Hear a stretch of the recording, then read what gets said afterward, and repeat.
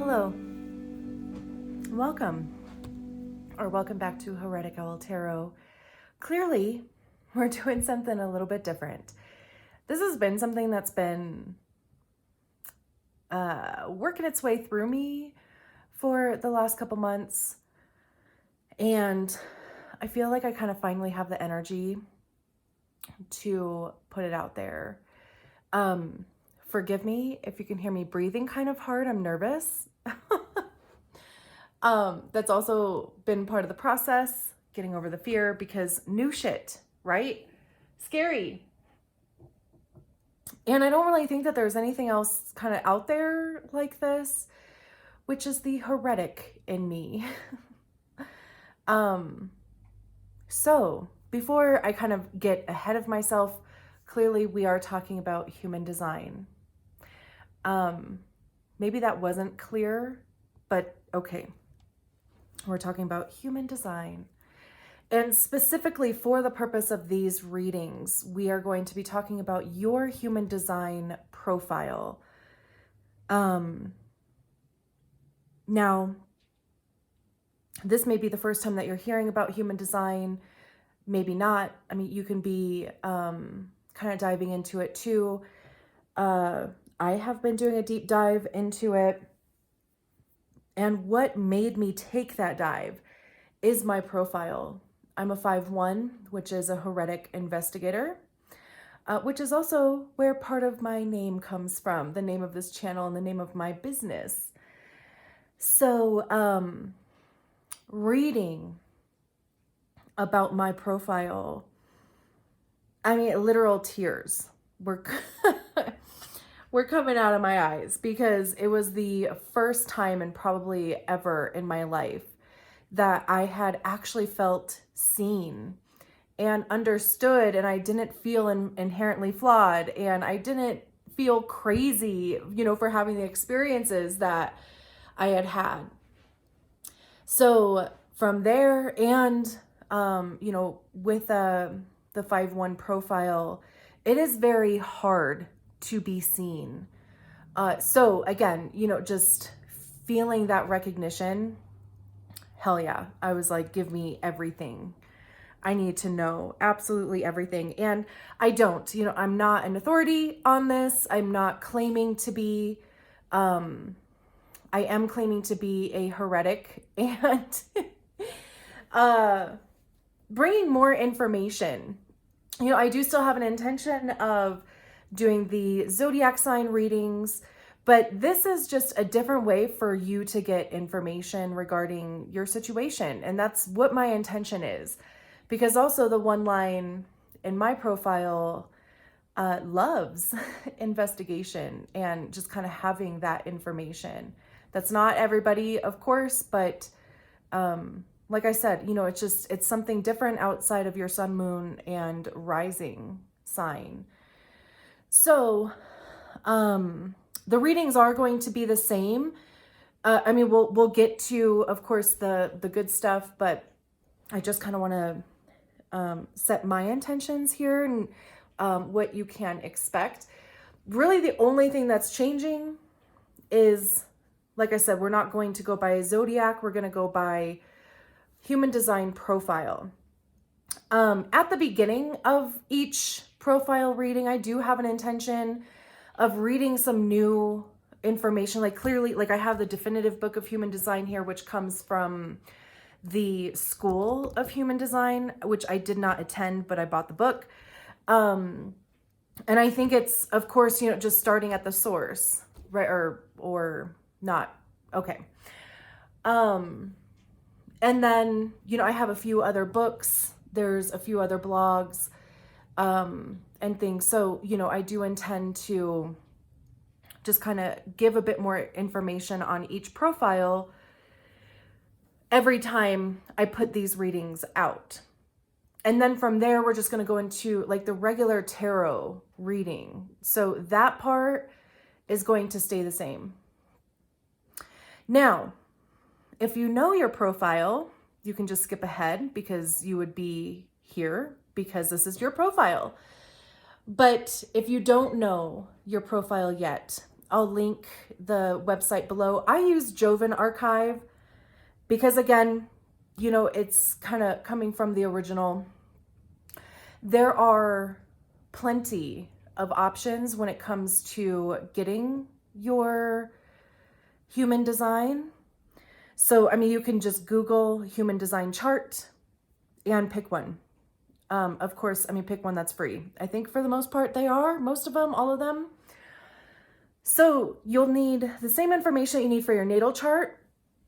So you'll need your birth date, the time, and location. Now with human design, the time does need to be as accurate as you can get it, because there are certain things that can change based on the time.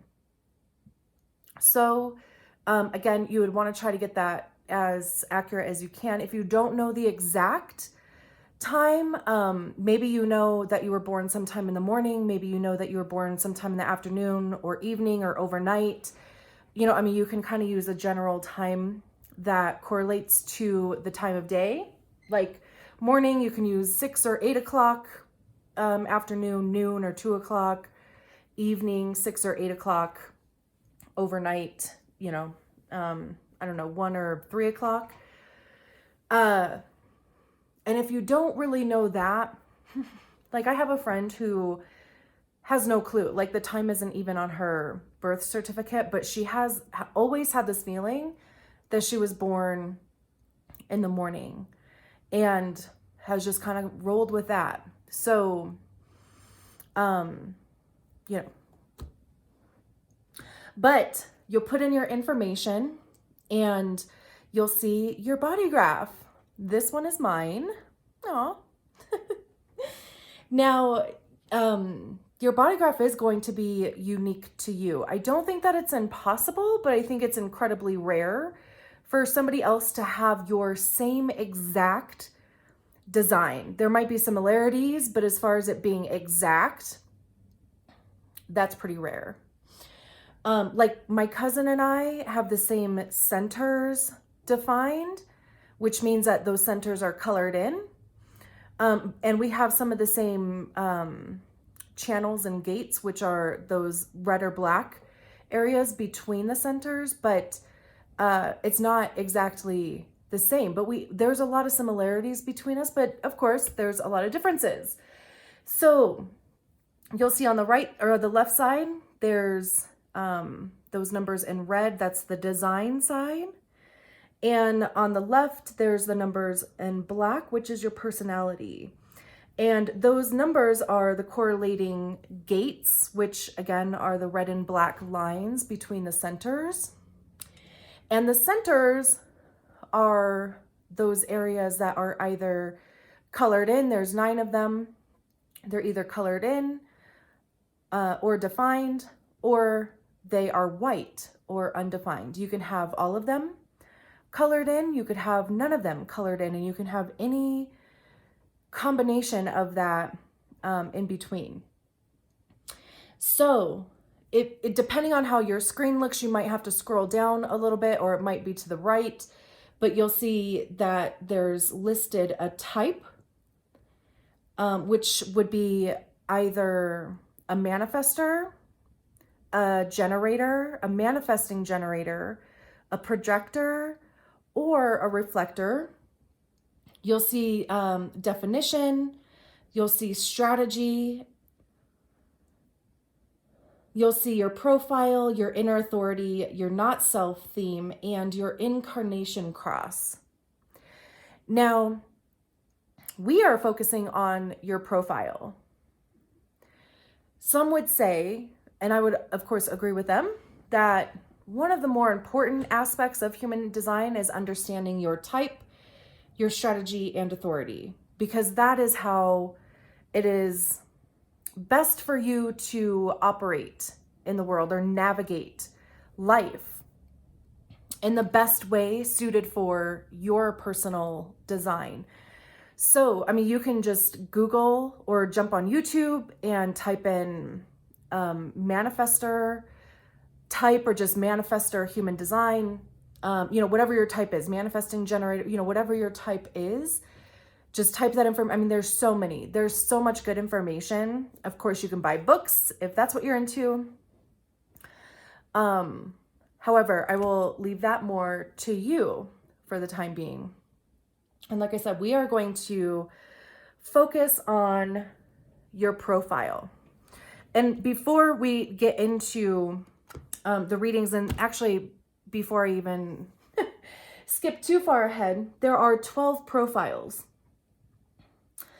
And those are 1-3, which is the investigator martyr, 1-4, which is investigator opportunist, 2-4, the hermit opportunist, 2-5, hermit heretic, 3-5, martyr heretic, 3-6, martyr role model, 4-6, opportunist role model, 4-1, opportunist investigator, 5-1, heretic investigator, 5-2, heretic hermit, 6-2, role model hermit, and 6-3, role model martyr.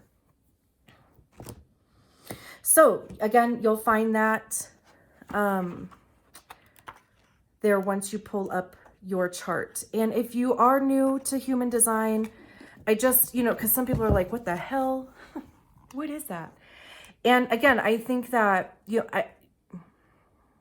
I could talk for hours about what it is. And maybe someday I will. But for now, I just wanted to give this little snippet out of the definitive book of human design. It says the human design system is not a belief system. It does not require that you believe in anything. It is neither stories nor philosophy. It is a concrete map to the nature of being, a mapping of your genetic code. This ability to be able to detail the mechanics of our nature in such depth is obviously profound because it reveals our complete nature in all its subtleties. Excuse me. Human design opens a door to the potential of self-love, a love of life, and the love of others through understanding. Ra'uruhu. And that's the guy that channeled human design back in 1980 something. So that's just a little snippet about human design. And we're going to get on to the actual reading. Hello. So you are the 2-4 profile, or the hermit opportunist. And I believe that I did just mention it, but I'm going to read about the profile from the definitive book of human design.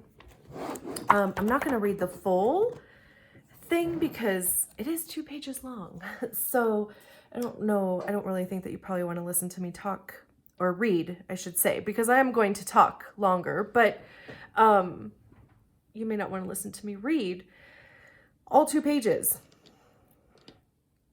So I'm just going to read this background portion here because I feel like it gives the best general overview of the profile. And again, like as I make these videos in the future, like I do intend on building on this information. So, I want to have kind of like resources and stuff available to just kind of read and share and all of the things, right? So we'll read this and then we'll get to the tarot portion. I have a lot of 2-4s in my life, like the closest people, some of the closest people to me are 2-4 profiles. So I have a special affinity for you guys. So the background, it says, within the hexagram, lines 1 and 2 represent the first of 3 yin-yang binaries. And although these 2 lines operate differently, each is concerned with insecurity. To deal with this, the first line investigates and studies, and the second line eventually learns to trust its natural gifts that require no study. There is an innate tension between this hermit personality that wants to be left alone to do its own thing, and the opportunist design that wants to connect with others to externalize something. The conscious second line is inherently shy and unaware of its gifts, and has to be called out by others in order to share them. The unconscious yet naturally friendly fourth line provides opportunities for these gifts to be called out by attracting people to the second line. The hermit, as much as it would like to be invisible to the other, is actually very transparent. Others look in and see what the hermit cannot. Its natural talents and genius. The hermit can also, the hermit can only see itself, though, through the projections and feedback of others. Not easily motivated to study like the first line, hermit opportunists are happiest when completely absorbed in their secure environment, doing what they enjoy most. And while they are happily dancing to the beat or to their own beat, they attract the attention of others who call them out to share their essential nature.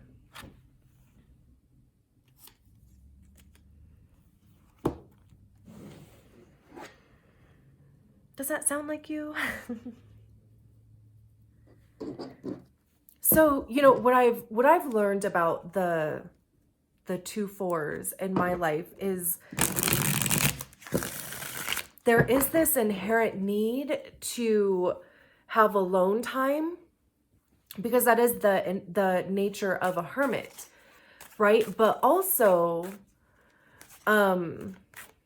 there is this inherent need to have community and network with people and connect with people, whether that's in person or on social media, or, like get involved with different groups, or social experiments, like whatever it is, it has to do with community.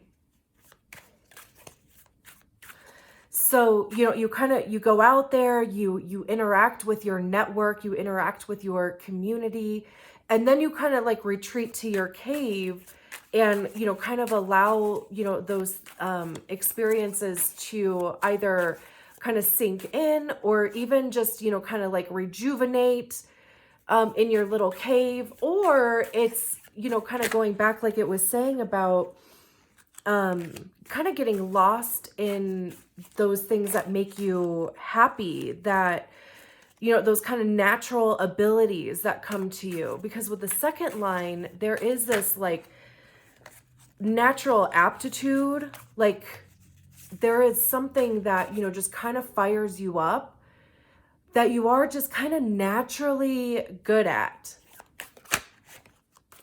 And, if you haven't really found that thing yet, or if you don't necessarily feel like that fits you, there could be too much hermit going on to where you maybe don't want to be seen by other people, or you don't want other people recognizing a genius in you. But it's really only the purpose of that is to help you. Like to help you notice something within yourself that you can kind of build on, and then, kind of share with whatever the community is to you. I believe Oprah Winfrey is a 2/4. I believe that Brene Brown is a 2/4 also. So, when you think about them, right? Like, I mean, especially Brene Brown, like I feel like she kind of goes back into, kind of data analysis mode, but then she shares that with, right, like this community that she's built. And, that community recognizes her for this inherent natural ability that she has, not only to kind of collect data on a certain thing, but also to be able to explain those things in a way that is relatable and understandable. And then obviously, you know, I mean, Oprah Winfrey, right? Like kind of the same thing. And even just, you know, the people that she has linked to over the course of her career, and how, like, who she's worked with to bring, you know, like ideologies or, you know, whatever to a mass of people. But they needed to have that recognition from their quote unquote audience, right? So it's not like you constantly need to be in the spotlight, but you do need to come out of your little hermit cave every once in a while to be seen. And that way you can see yourself better, and everybody is better for it. So I don't really have like a plan here as far as a spread goes. And I've been shuffling these for a while, so and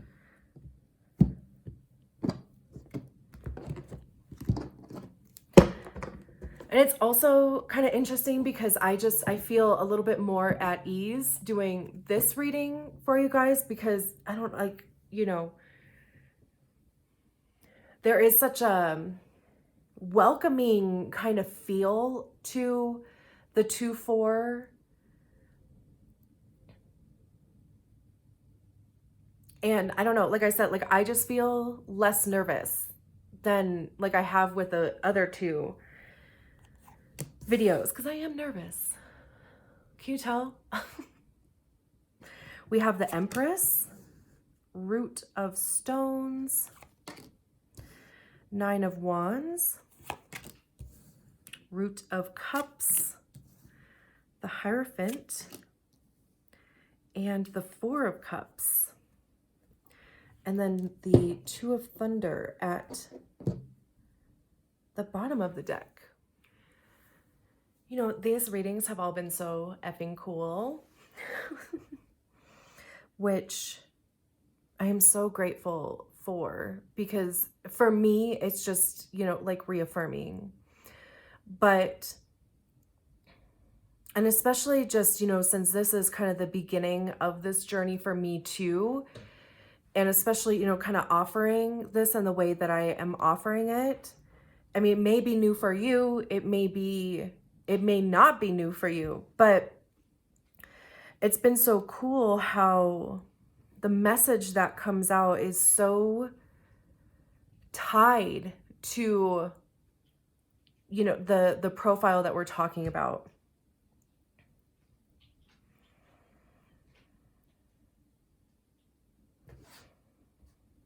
And that's really, you know, like kind of my intention with this anyway, is like, you know, just bringing new information to you, or at least just kind of offering a way of getting, you know, like additional information or new information. So I am going to talk about this in relation to the profile. But also, of course, too, like, you know, just in relation to maybe, you know, like an experience that you're having. So we start with the Empress.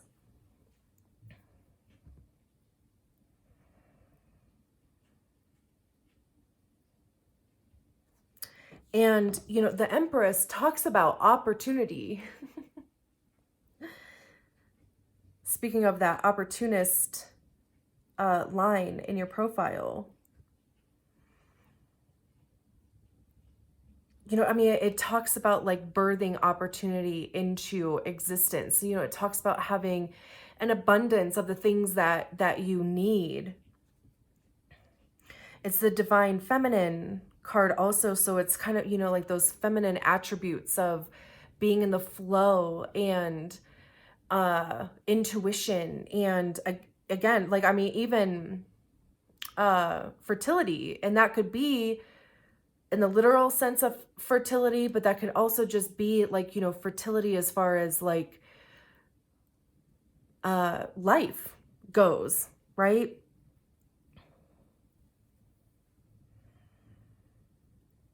There's a few butterflies on here which talk about the potential for transformation. There's a few bees on here, which, you know, of course, just kind of talks about putting in the work. And also, you know, like kind of colony, like it talks about, you know, like the community and how it all serves its purpose. Like everybody involved has a job or has a purpose in the situation. We have these two birds here.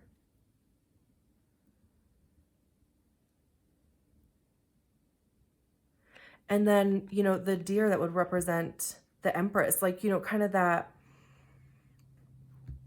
energy that brings everything together. And I love that this is the card that's like the first card, you know, like that's starting the reading.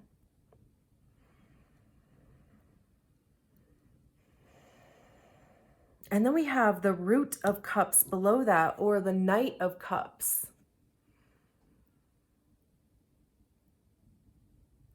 Cups have to do with our emotions, right? And this could be that recognition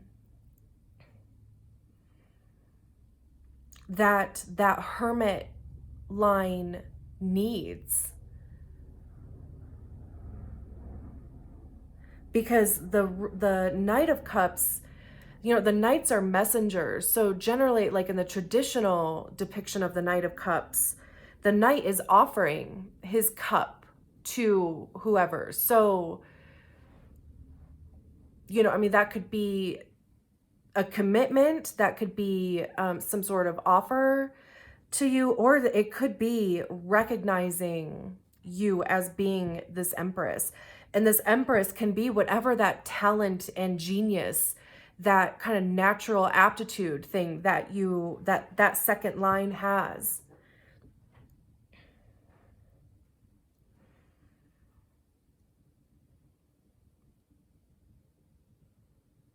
And this would be, you know, like other people calling out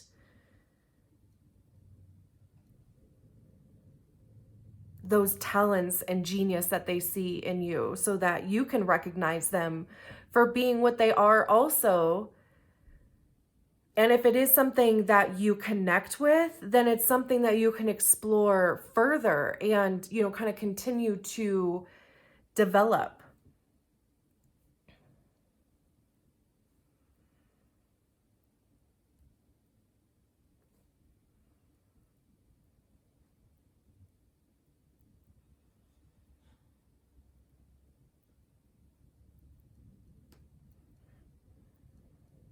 Now, I don't know like how, you know, Brene Brown got her start, and I'm going to keep using her as an example because I am obsessed with her.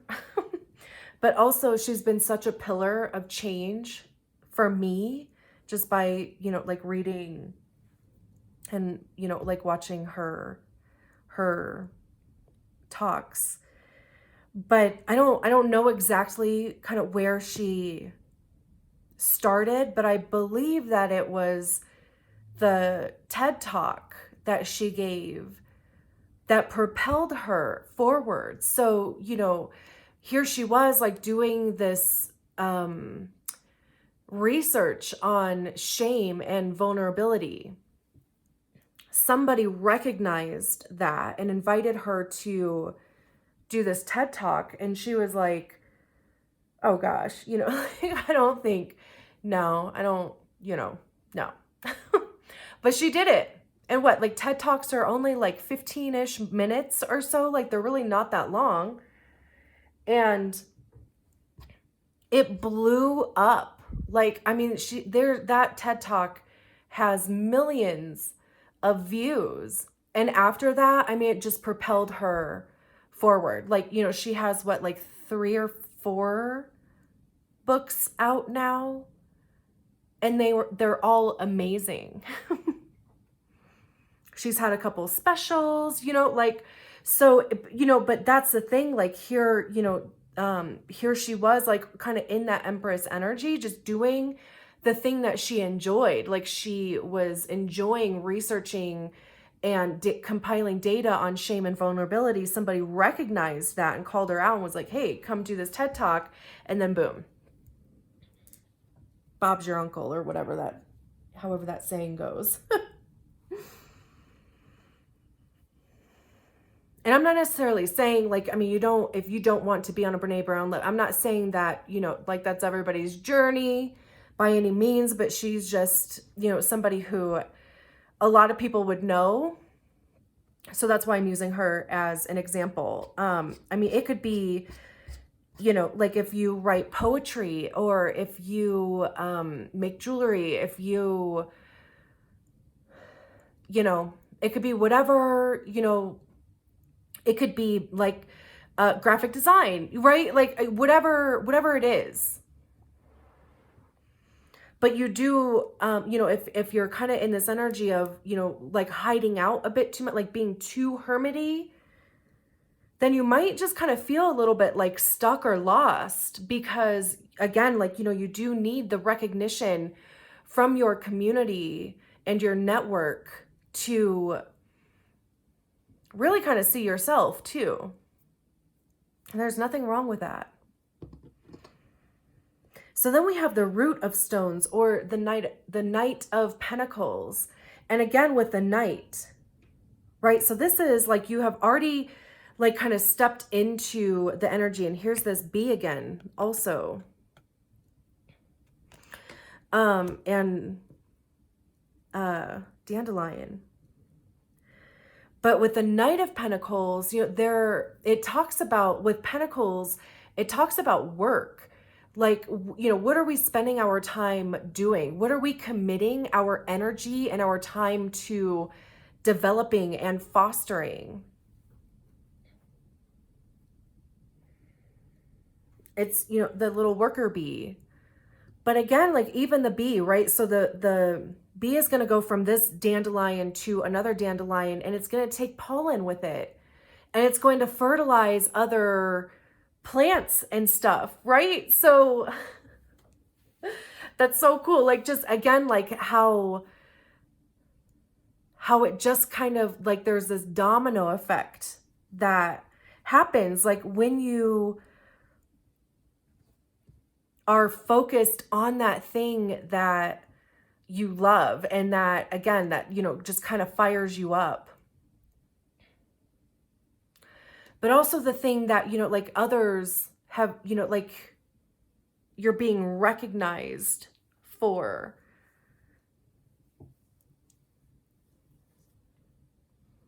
And want to like externalize it, right? Because it was saying, you know, like the Hermit wants to be left alone to do its own thing. But the Opportunist wants to connect with others to externalize something. So it's this like beautiful, you know, balance between doing both. It's, you know, kind of doing your own thing, but then allowing other people's, other people's, it's letting other people see the thing that you have spending your time doing. And that's how you externalize the thing, whatever the thing is for you. So the Knight of Pentacles is that commitment to like building and, you know, like that kind of natural aptitude, whatever that thing is, you know, it's building on that and practicing and like dedicating time to it. And then we have the Hierophant here.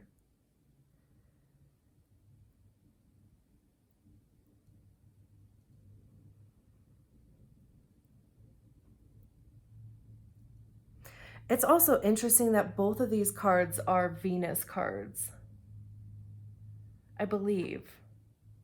Maybe this one's not Venus.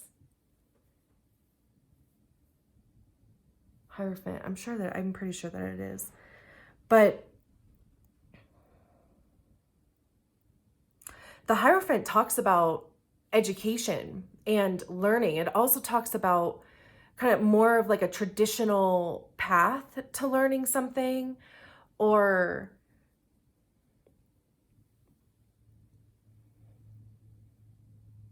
it can also talk about community. This could even be school. Like, you could be committing to, or like deciding what it is that maybe you want to go to school for. Like if you're at college level, if you are older, like, this could be something that you want to explore and learn more about. So maybe you want to invest in a coach or some sort of like program that would kind of give you those tools to be able to really kind of hone in on that.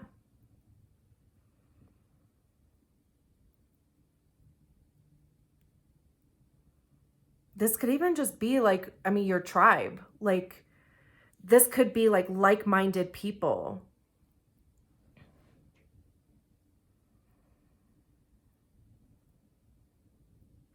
But they're also, kind of future looking. So, like there's this, what do I want to kind of spend my time doing in the future? How do I want to develop this thing? And again, with stones or pentacles talking about money, it could be, like what type of job or career or business do I want to build? And then we have the Nine of Wands here.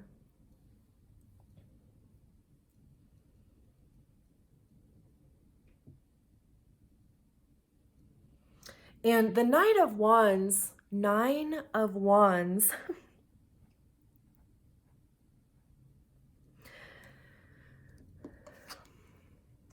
recognizes that, the journey, like you are still very much in the middle of the journey.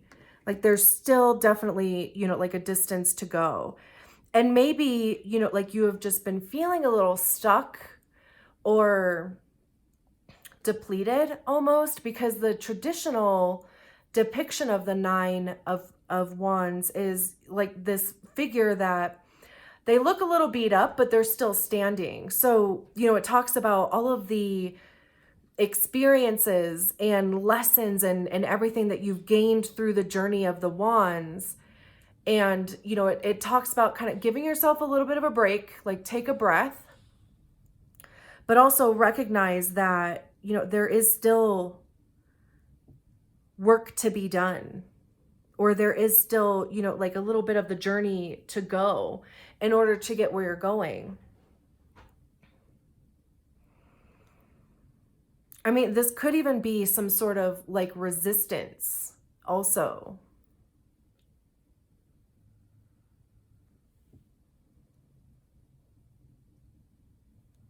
Because again, like if you're kind of in this energy where you don't really want to be recognized by other people, or you don't want to be not necessarily like told what you're good at, but it's like, this thing about, okay, don't tell me what to do, or like, you don't know me better than I know me type of thing, right? Where you're just kind of like hiding out, like in this kind of defensive mode back here, because this is like a little panther. And just the stance that they're taking is a bit, like they're going to pounce,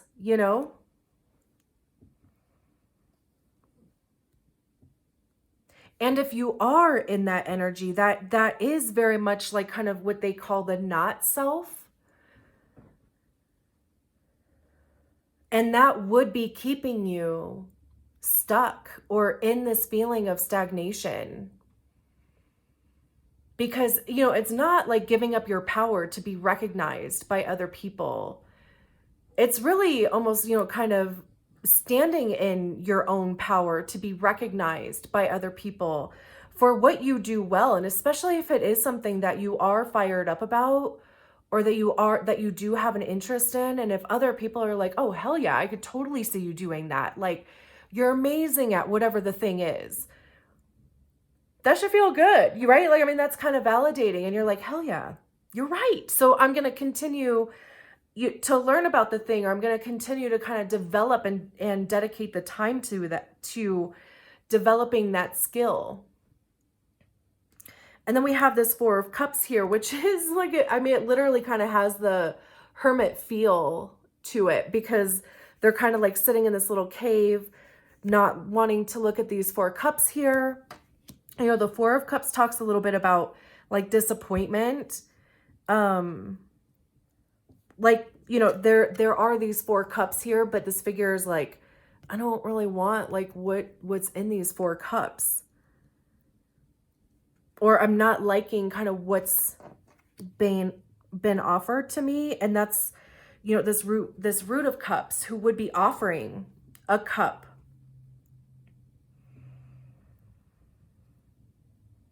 So, I mean, you could also kind of be in this energy of like, you know, I don't know what I'm good at. I don't know what I'm passionate about. I don't know what I want to, you know, kind of dedicate my time to exploring. Or maybe there's this fear of like making the wrong decision, and there's no such thing as a wrong decision. Like, as far as I'm concerned, you know, we're all gonna get to where we're going anyway, regardless of the decisions that we make. So, you know, you do the best that you can with the information that you have.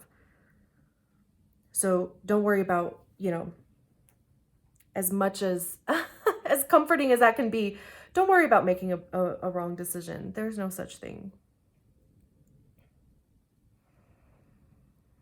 But if you are, you know, kind of hiding out too much, you know, if you are kind of more in this cave, you're not even going to see these cups that are here being offered to you anyway, because you either don't want to,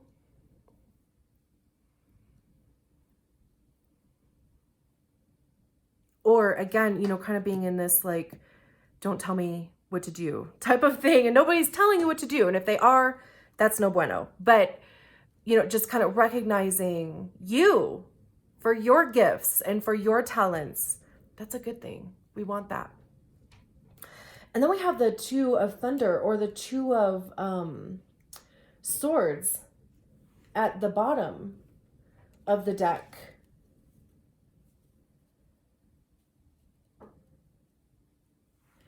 And interestingly enough, like, this is the Two of Swords in the traditional tarot, but this person is clearly in water and just kind of having this like fetal posture.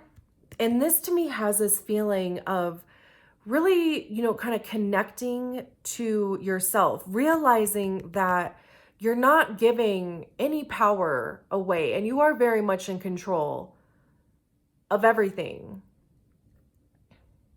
This is also maybe even just recognizing that you are somebody who does have an aptitude, and you do have a kind of a talent or a gift that just kind of, you know, like comes naturally to, and it would be something that you enjoy. It's not going to be something that's going to feel like work, or feel like a hassle, or feel like a chore. It's going to be something that you enjoy doing.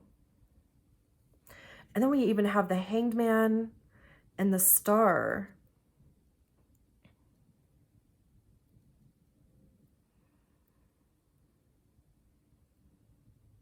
So, you know, it's interesting because this has this feeling of like letting go a little bit, like coming out of this cave and, you know, kind of getting out of this defensive posture.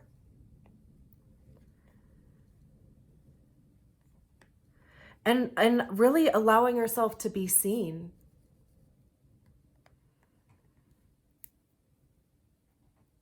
Because, you know, here she's in this ball. You know, the posture here is just, you know, like I said, in the fetal position. And then here it's like completely open and upside down. Like, you know, there's this change of perspective. Like, see it differently. See this gift differently. And allow yourself to be seen. You know, like let that talent develop. right? Like whatever it is that you find yourself to be passionate about, like go for it, you know? If that does mean that there's school or some sort of training or coach or whatever the case may be, involve the community. And, you know, community can literally, I mean, it's your friend group, it's your families, it could be work, it could be, if you are involved in some sort of like social club or something, right? I mean, it could be social media, like, you know, whatever it is. And if you have made it this far, thank you so much for being on this journey with me. And I'm so glad to be on the journey with you. I'm going to leave it there. Bye.